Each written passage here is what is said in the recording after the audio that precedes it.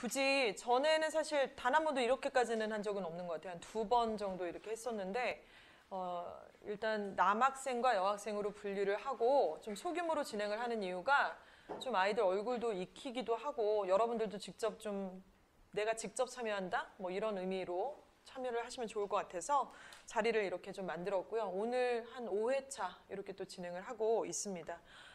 여러분들의 이름을 이주아 어학원에서는 더 이상 중3이라고 안 그러고요. 다 모든 공식적 명칭을 예비고1로 다 바꿨어요. 그러니까 문서도 그렇고 부를 때의 호칭도 그렇고 다 예비고1 학생들이 되신 거를 축하를 드리고, 그래서 지금 예비고1답게 거기에 맞는 마인드와 준비해야 될 구체적 사항들을 같이 공유하는 시간을 좀 갖도록 하겠습니다. 오늘은요, 그 3월 달에 사실 간담회 오신 학부모님들도 계신데요. 그때 오셨던 내용들과 약간 중복이 되는 부분도 있어서 그건 좀 빨리 스킵을 하고, 구체적으로 각 고등학교가 어떤 특징을 갖고 있는지가 아마 궁금하실 것 같아요. 그래서 지원 가능한 고등학교 딱 뻔하죠. 뭐 여기서 막 숙문고, 중앙고까지 고민하십니까?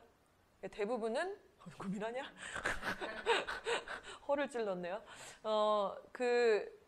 아마 고민하시는 고등학교가 막 4개, 5개는 아니실 거고 한 2개 혹은 3개? 여기서 이제 어딜 선택하냐, 약간 이런 문제가 좀 있으실 것 같아요. 대성 갈까, 충암 갈까? 대성 갈까, 숭실 갈까? 숭실 갈까, 충암 갈까? 명지 갈까, 충암 갈까? 뭐 이런 문제가 아닐까 싶습니다. 먼저 지금 6개 고등학교가 있는데요. 저희 고등부에서 주력으로 다루고 있는 고등학교 6개를 일단 구체적으로 좀 이따 보여드리도록 하겠습니다. 오늘은 이제 할 내용이 딱 카테고리가 명료해요. 입시 분석과 나의 위치예요. 입시 분석과 나의 위치. 가장 첫 번째로 중요한 것은 우리 학부모님과 학생과 학교가 원팀이 되지 않으면 입시가 더 이상 승산이 안 나는 시대가 됐어요. 그래서 특히 남학생들이라 평상시에는 어머님이랑 얘기를 잘 나눠도 공부 얘기가 나면 엄마 내가 알아서 한다니까? 아 엄마 내가 알아서 한다고 갑자기 막 남자로 변해가지고 애들이 더 이상 이제 말을 못 걸게 하는 그런 시기가 좀 있죠. 아까 제가 수업 들어가기 전에 학부모님하고 통화를 했는데 그 어머님도 그런 얘기 하시더라고요. 대성고 2학년인데 어머님 뭐 얘가 이러저러해서 좀 이 부분이 부족하니까 이 부분을 좀 말씀해 주세요. 제가 얘기하면 듣질 않아요. 다 지가 알아서 한대요. 신경 쓰지 말래요.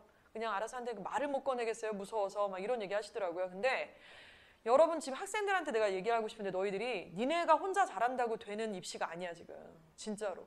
그래서 부모님이 또 그렇다고 무조건 막 이렇게 막 설쳐갖고 이렇게 같이 도와주신다고 다 되는 게 아니라 정확한 메커니즘을 알고 손발이 맞아야 이게 대학 입시에서 잘 결과물이 나오는 그런 입시 구조를 갖고 있어요. 왜 그런지를 좀 이따 구체적으로 말씀을 드리겠습니다. 원팀이 너무나 중요하다는 말씀이고요.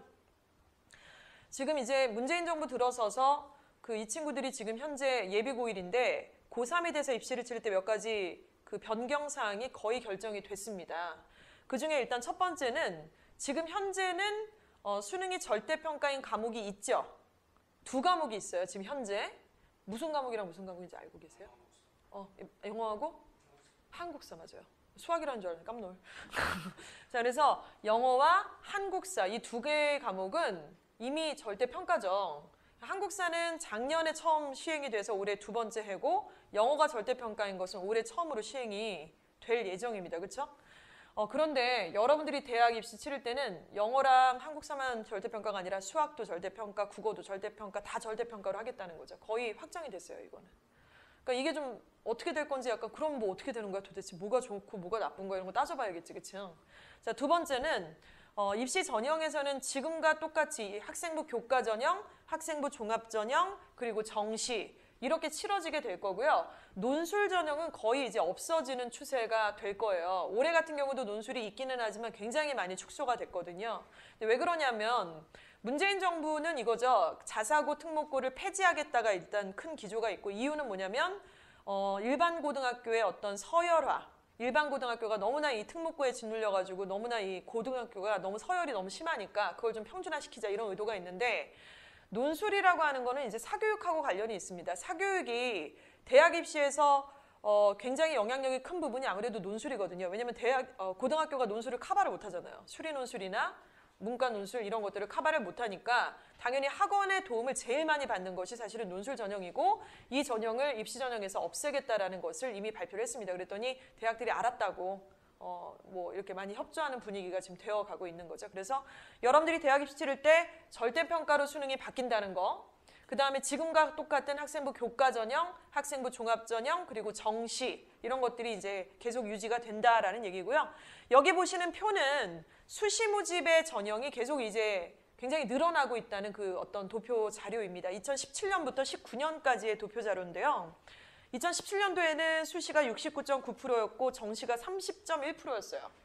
근데 이제 2년 만에 거의 뭐 앞자리 숫자가 바뀌었습니다. 76%가 수시로 뽑고 있고 나머지 23.8%가 정시로 뽑고 있는데 이건 점점 수시가 더 증가하고 있다는 거죠. 그래서 되게 웃긴 게 이제 어설프게 어디서 들은 건 있어갖고 고등학교 딱 들어갔는데 중간고사 못 본 거야. 중간고사 딱 봤는데 개망이야. 엄마, 나 정시 스타일인가 봐. 걱정하지 마.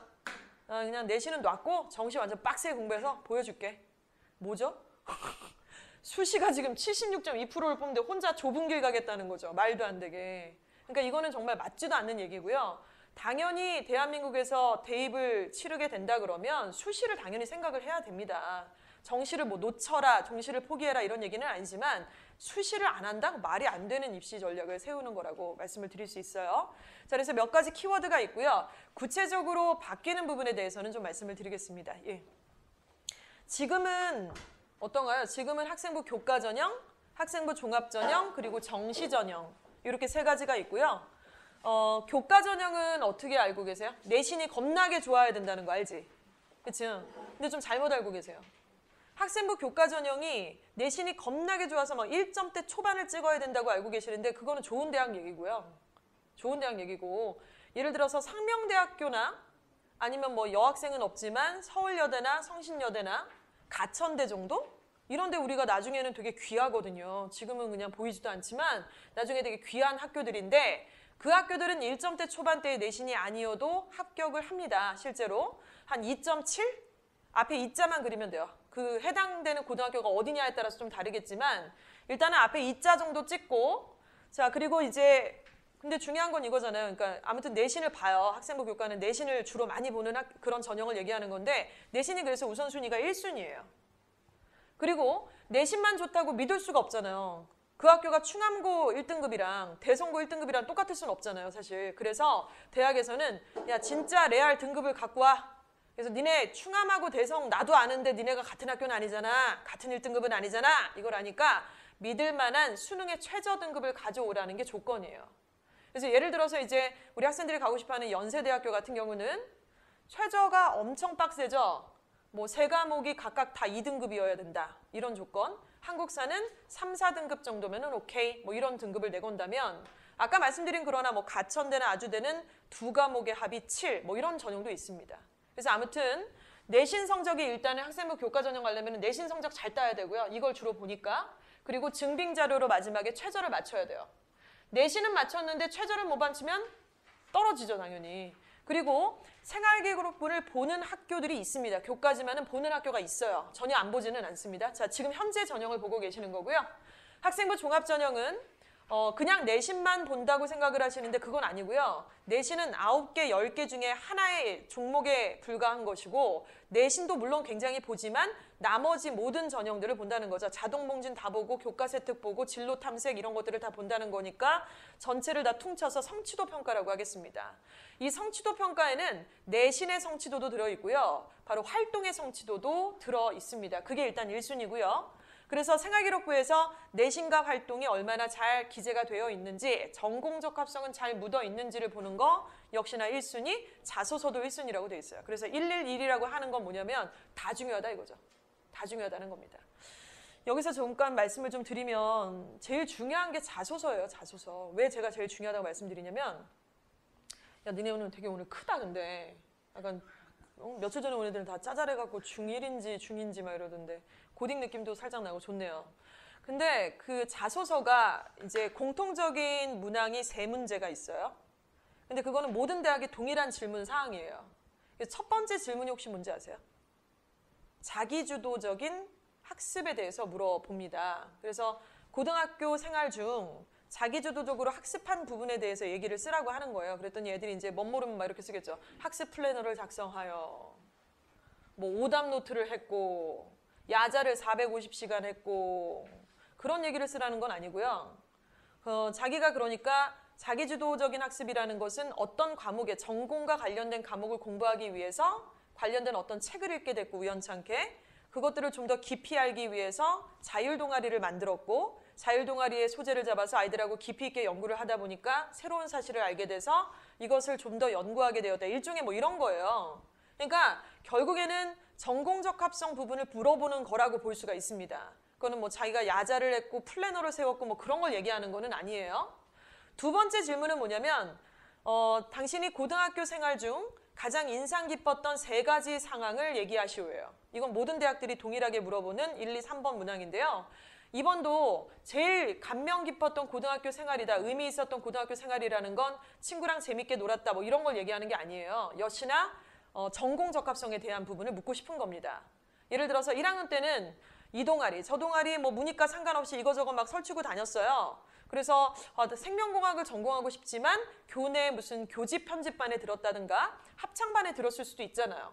그런데 그런 걸 하다 보니까 자기 전공에 관련된 어떤 부분과 기어코 만나고야 말았고 아니면 어떤 관련된 내용들과 뭐 우연찮게 만나는 계기가 되었고 뭐 협동심을 배웠고 뭐 이런 것들을 물어보는 거죠.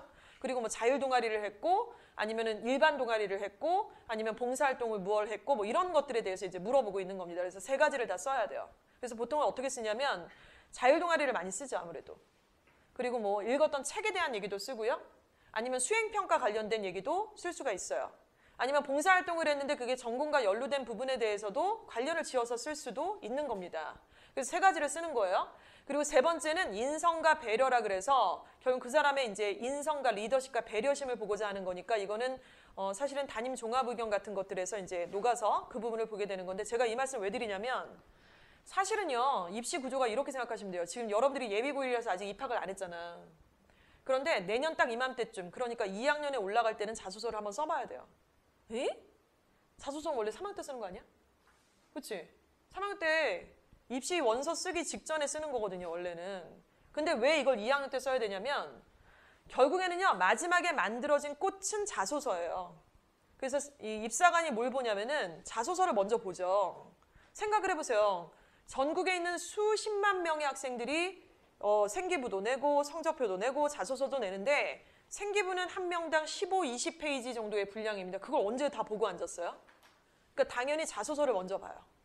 자소서를 보고 잘 썼네, 궁금하네, 이게 정말 맞나? 안 맞나? 이런 부분을 보고서 자소서 증빙자료로 생기부를 봅니다. 그래서 찾아요. 요소. 3번 항목은 담임 종합의견에서 찾을 수 있고요. 진로활동 같은 데서 찾을 수 있고 2번 항목 같은 경우는 동아리 활동이라든가 세특 활동에서 확인할 수 있죠. 독서 활동에서도 확인할 수 있고 1번 항목도 역시나 독서나 세특이나 여러 부분에서 활동을 우리가 볼 수가 있습니다. 그래서 이렇게 보면서 증빙자료로 다 찾아가는 거예요. 그래서 그 부분을 가지고 이제 질문사항을 생각해서 애를 불러서 면접을 보는 거죠. 그래서 결국에는 자소서가 마지막에 골이 될 건데 2학년 때 왜 써야 되냐면 2학년 때 얘를 결정을 해야 될 거 아니에요. 내가 미리 써보는 자소서를 통해서 2학년 때 요 활동을 해야겠어. 직접 써보니까 이게 비어있는 것 같아.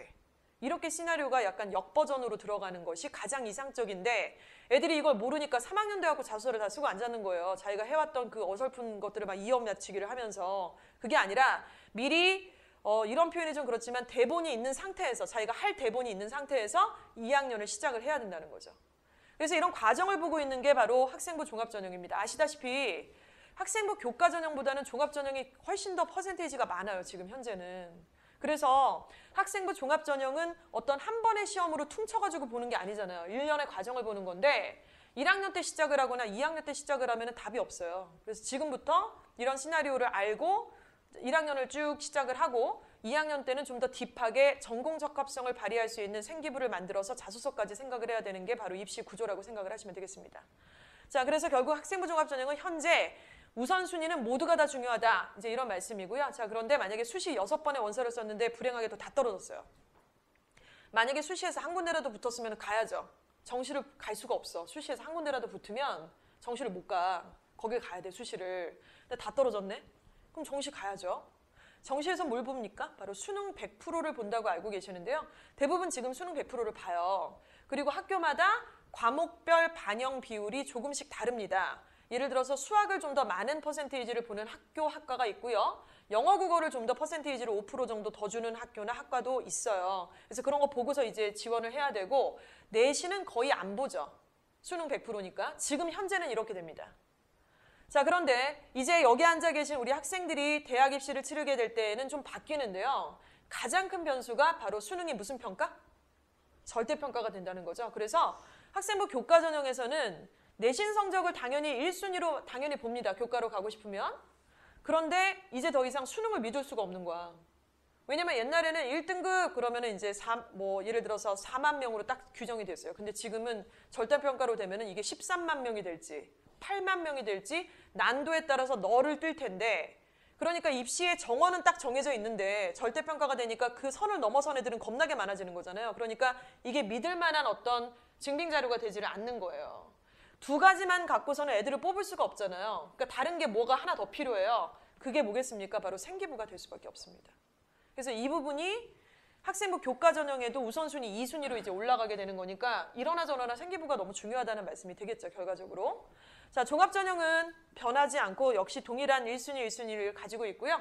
정시는 조금 변할 걸로 예상이 됩니다. 정시에서는 지금 현재 수능 거의 100%로 학생들을 선발을 하고 있지만 수능이 절대평가로 되고 또 뭐 100분위로 한다 하더라도 역시나 조금 문제가 있기 때문에 내신이 좀 퍼센테이지가 들어갈 것이다 라고 전문가들은 예측을 하고 있어요. 좀 이게 와닿지 않으실 텐데 정시를 무슨 내신을 봐? 근데 제때 대학에서 그렇게 봤어요. 딱 수능 60%, 내신 40%. 진짜 이렇게 봤습니다. 그래서 과거에 우리 대한민국 입시의 히스토리는 자꾸 조금씩 변하지만 예전의 것을 또 하기도 하고 막 이러잖아요. 그래서 저는 이게 그렇게 낯설진 않거든요. 저 때 딱 이렇게 봤기 때문에. 그래서 이 페이지의 결론은 뭐냐면 여러분들이 수시 원서를 쓰게 될 때 어느 전형으로 쓰든 일단 생기부가 겁나 중요하다. 이런 결론이 바로 이 페이지의 결론입니다. 자, 다음 페이지로 넘어가면요. 우리 학생들이 되게 오늘 분위기가 좋네요. 눈빛도 아주 그냥 초롱초롱하고 성적 가보면 아닐 수도 있지만 아무튼 자, 수도권 1대학부터 수도권 5대학까지가 있습니다. 수도권 1대학은 지금 보시는 것처럼 굉장히 가고 싶은 학교들이 많이 포진이 돼 있죠. 서울대부터 시립대까지. 수도권 2대학 2대부터 숙대까지. 수도권 3대학은 국민대, 세종대, 숭실대, 아주대, 인하대까지입니다. 자, 그리고 수도권 5대학은 가천대, 강남대, 수원대, 용인대, 한성대, 항공대인데요. 항공대. 항공대 왜 여기 있지? 항공대 세잖아. 항공대는 특정 학과 딱 2개만 셉니다. 나머지는 그렇게 세지는 않아요. 그래서 참고로 그냥 알고 계시면 되는데 지금 이 수도권 1, 2, 3, 4, 5대학 중에 여러분이 가고 싶은 대학 말고요. 여러분이 갈 수 있는 대학이 현재 어딘지 이걸 정하셔야 돼요. 제가 지금 나온 점수가 없는데 고등학교 생기부도 없고 고등학교 내신도 없는데 뭘 갖고 정합니까? 라고 하시는데 지금 여기가 북한이 아니잖아요. 여기가 무슨 전라남도나 경상북도가 아닌데 서울에서 이렇게 정보가 풍부한 어떤 입시 전선에 있는 여러분들이 그런 말씀을 하시면 절대로 안 돼요. 지금 얼마든지 정할 수가 있는 여건이 있고 정할 수 있는 데이터가 저한테도 몇 가지가 있습니다. 근데 여러분이 모르신다고 그러면 안 되는 거고요. 그래서 오늘 그런 시간을 좀 갖고자 하는 거죠. 일단은 수도권 1, 2대학이 당연히 좋은 대학교예요. 근데 예전하고 지금을 한번 생각을 해보시면 될 것 같아요. 우리 특히 어머님이나 아버님들이 대학 입시를 치르실 때는 어떠셨어요? 대부분 저보다는 약간 위시거나 저랑 비슷하시거나 그럴 수 있는데 저는 수능 첫 세대였어요. 그러니까 저를 기점으로 해서 위에가 학력고사고 저부터 이제 수능 세대로 이렇게 내려가는 건데 제 윗대는 저희 친오빠가 시험을 봤을 때 제가 기억을 하는데 학력고사라는 시험을 보기 위해서 그 대학에 갔죠. 그래서 한 달 한시에 그 시험을 딱 봤어요. 그리고 떨어지면 뭐가 있냐면 그냥 후기를 봤죠. 후기를. 근데 후기 대학이 몇 개가 없어. 뭐 예를 들어서 지금 제가 기억하기로 건대 뭐 이런 데가 후기대였던 걸로 기억을 해요. 몇 개 없고 성균관대 뭐 이런 데가 후기대였는데 그래서 문재인 대통령도 서울대 떨어지고 경희대를 후기를 간 거 아니겠습니까? 그러니까 이렇게 해서 예전에는 막 서울대 가실 분이 막 뭐 동국대를 간다거나 경희대를 아깝게 갔다 막 이런 얘기들을 하는데 이게 무슨 무용담이 아니라 실제로 그럴 수가 있는 구조였다는 거예요. 근데 그러니까 어떻게 보면은 그냥 깔끔했죠. 그래서 떨어지면 재수를 하거나 뭐 이런 상황이었는데요. 지금은 6개를 씁니다. 원서를. 그러니까 서울대를 붙을까 말까 한 애가 연대도 쓰고 고대도 쓰고 경희대도 쓰고 성대도 쓰고 서강대도 써요. 홍대도 쓰고. 그러니까 한번 생각을 해보세요. 되게 잘하는 애는 그중에 뭐 하나는 붙지 않겠습니까? 뭐 하나는 붙겠죠. 그러니까 얘가 떨어질래야 밑에 채가 하나 더 있고 채가 하나 더 있고 채가 하나 더 있으니 결국에는 서울대 가래가 시립대도 가는 거고, 그러니까 별로 급간의 차이가 없다는 거예요. 그리고 대학 가기가 나머지 애들은 겁나게 어려운 거죠. 위에 애들이 다 해먹고 있으니. 이런 어떤 입시 구조가 있어서 특히 이제 아버님들이 옛날 입시 구조만 생각을 하실 땐 요즘에 야 내가 너처럼 했으면 나는 그냥 서울대를 그냥 기어서 갔겠다 막 이런 얘기를 하시는데 구조가 지금 그렇지가 않습니다. 6번의 원서를 쓴다는 것과 또 굉장히 특목고라든가 전국고 자사고가 다 해먹잖아요. 그래서 일반고 옛날에 명문이었던 고등학교라든가 지방의 명문고들은 이제 더 이상 사실 갈 곳을 잃고 있죠. 왜?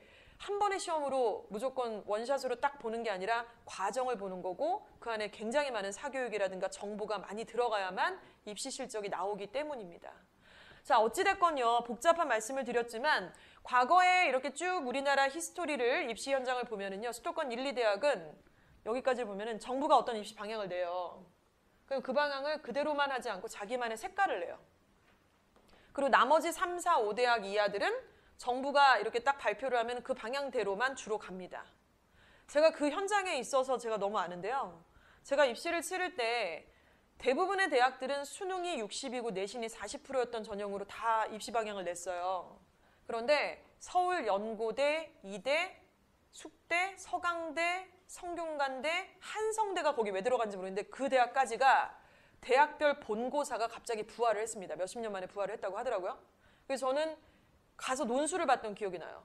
그러니까 이거는 정말 듣보잡이고 한 번도 본 적이 없고 선배들도 그런 걸 치러본 적이 없는데 그렇게 대학에서는 수능을 못 믿겠다. 내신도 뭐 니네 학교 내신이 내가 어떻게 아냐 이러면서 우리 학교에서 자체적으로 만든 시험을 내겠다 그래서 실제로 그 시험을 봐서 막 논술학원 다니고 봤던 기억이 납니다. 그래서 이런 것들이 바로 거기에 속한다는 것이죠. 그래서 그 대학별 전략이라는 건 아직 대학이 구체적으로 발표를 하지 않았고요. 이거는 이제 순차적으로 발표를 할 것이고 아무튼 그래서 결국 여러분들이 내가 수도권 2대학을 간다는 것과 만약에 3, 4대학을 간다는 것은 전략 자체가 약간 다를 수가 있다는 걸 생각을 해야 돼요. 근데 우리 미디어는 주로 어디에다 발표가 꽂혀 있나요? 네, 다 여기 얘기를 해요. 다 여기 얘기를 하니까 여기 있는 애도 자꾸 이 생각을 하고 앉았고 이거 남네 집 얘기일 수 있거든요, 사실은. 그래서 우리가 현실적으로 여러분이 수도권 어느 대학에 속해 있는지를 좀 보셔야 될 필요가 있습니다. 그래서 첫 번째는 자신의 위치 파악을 해야 돼요. 저희 그 딸이 이 친구들보다 1살이 위에요.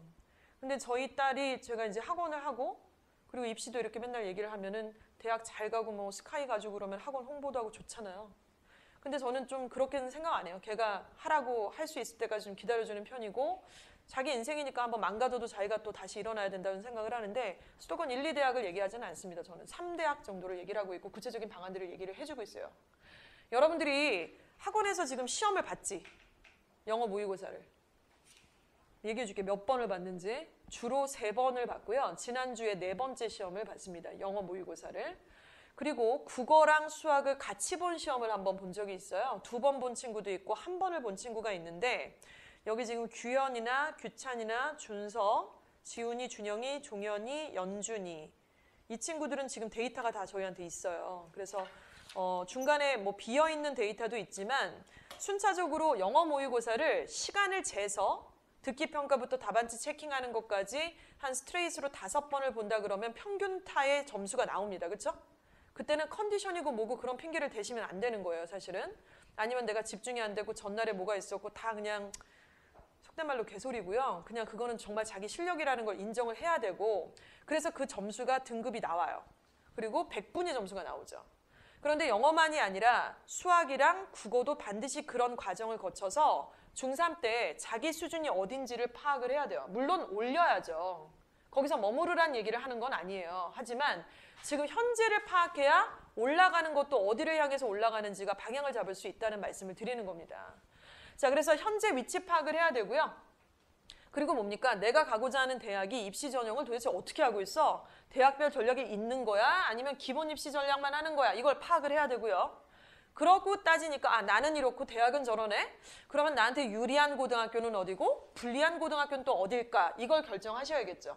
그래서 거기까지 해서 아 그럼 난 그 고등학교에 가서 대학 입시 전략을 요렇게 짜는 게 나의 어떤 구체적인 방안이 되겠어요. 이게 굉장히 똑똑하고 굉장히 멋있는 예비고1의 어떤 방향성이 될 거라는 겁니다. 그냥 무턱대고 많이 가는데 옆집 애가 가는데 아니면 좋다라고 소문이 난 데를 가는 것은 아니라는 거죠. 자, 이걸 하려고 우리가 모였죠, 사실은. 자, 그래서 학생부 종합전형에 대해서 좀 더 구체적으로 한번 공부를 해보겠습니다. 여러분들은요, 지금 내가 성적표를 가지고 있는데 일단은 학생부 종합전형이라고 하면 학부모님들한테 굉장히 부담되시죠. 그러니까 엄마들이 어떤 역할들을 해야 된다고 하니까 사실은 그냥 학교 앞에 라이딩 해주고 먹을 거 잘 챙겨주고 잘 얘기 들어주고 이런 정서적 역할뿐만 아니라 실질적인 같은 교감을 하셔야 되고 실질적으로 제안을 좀 하셔야 되는 타이밍 같은 게 있어요. 그래서 이거는 학부모님 입장에서 되게 부담스럽고 과연 내가 놓치지 않고 이걸 잘 할 수 있을까? 아이한테 그런 나의 자신 없는 모습들을 들키워서 아이를 오히려 불안해하는 건 아닐까? 이런 게 굉장히 불안 요소죠. 그걸 자신 있게 하시는 분이 누가 있겠습니까? 그런데 분명한 거는요. 누구라도 자신이 없게 시작을 하지만 과정에서 하루에 10분, 20분 밴드를 계속 보시면서 순차적으로 공부를 하시고요. 학교 활동이라든가 전반적인 학교의 일정이라든가 그리고 1학기가 끝났을 때 방학이 시작될 때에 어떤 학부모님들이 딱딱딱 하셔야 될 게 있거든요. 그런 것들만 정확하게 챙기시면 되는데 학생부 종합전형에 대한 공부는 필수라고 할 수가 있겠죠. 그래서 이런 교육을 안 받고 고등학교 입학을 하는 경우 묻지마 활동을 하는 애들이 꽤 많아요. 그러니까 자사고를 갔어요. 대성도 가고 이대부로 갔는데 겁나 바빠요. 일정도 겁나 빡세요. 아니 여기서 도대체 10시에 끝나고 무슨 학원을 가는지 모르는데 간대요, 학원을.